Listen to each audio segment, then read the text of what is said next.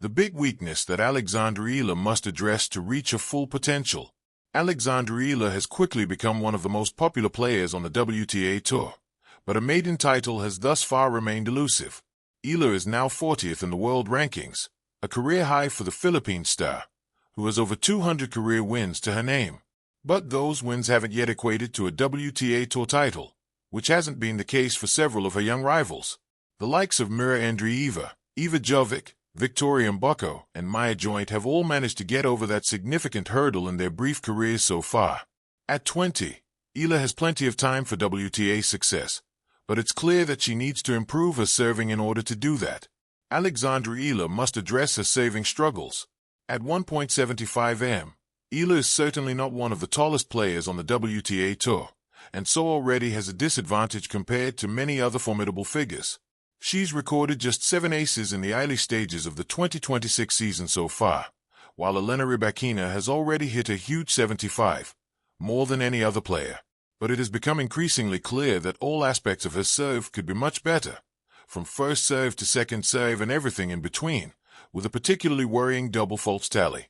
Of course, the number of matches and level of tournament for each player must be taken into consideration, but the figures do provide a clear image of Eala's current efforts. It isn't any major cause for concern just yet, but it is certainly an area that she should be focusing on, particularly with the rapid rise of many young players around her. Alexandra Eala's impressive return game making up for serving issues. Her superb returning comes in stark contrast to her serving struggles, which are unsurprising given her background. Eala emerged through Rafael Nadal's academy, with the Spaniard having been lethal in that area during his simply outstanding career. The 20-year-old cannot, of course, be compared to the 22-time Grand Slam champion, but that background may just inspire her to raise her serving standards. Importantly, she has no such issues when it comes to returning, with Eala having impressed in that key area in 2026 so far. That should allow the youngster to spend more time on her serve, which right now is lacking both speed and power.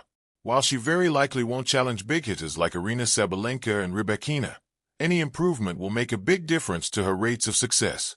Importantly, the Filipina has already proven her fantastic mental strength, with that very useful characteristic helping her stay in matches that were seemingly once lost. Alexandra Eala's story already reads like the opening chapters of a tennis fairy tale.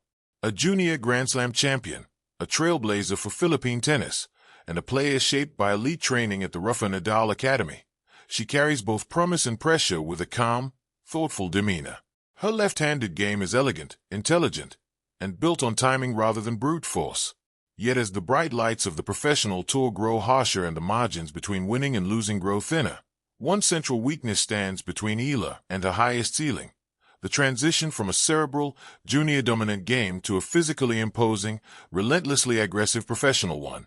This weakness is not a lack of talent, nor a deficiency in work ethic.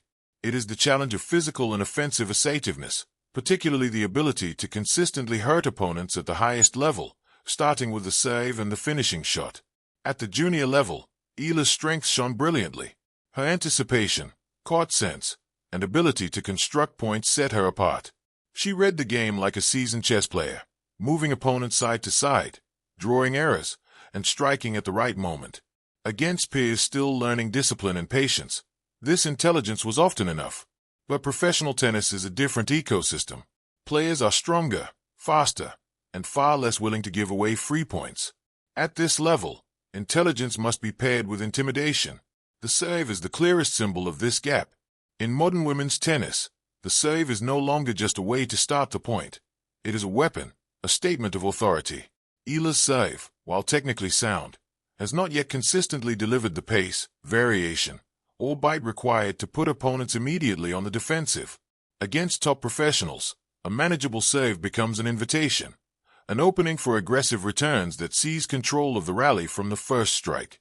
This is not merely a technical issue, it is a strategic one. Without a serve that earns cheap points or weak replies, Eala is forced to work harder than her opponents to win games. Long rallies, repeated defensive recoveries, and constant pressure on her ground strokes can slowly erode confidence and physical reserves. Over the course of a match, and especially over the course of a season, this imbalance becomes costly. Closely tied to the serve is the broader issue of finishing power. Eala constructs points beautifully, but at the professional level, construction must lead to conclusion.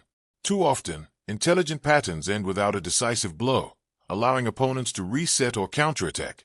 The modern game rewards players who can turn a half-opening into a winner, who can step inside the court and end points with conviction rather than patience alone.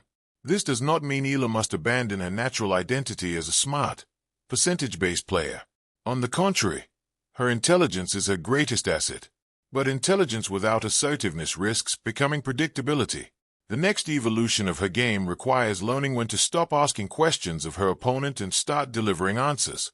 Physical strength plays a subtle but crucial role in this transformation.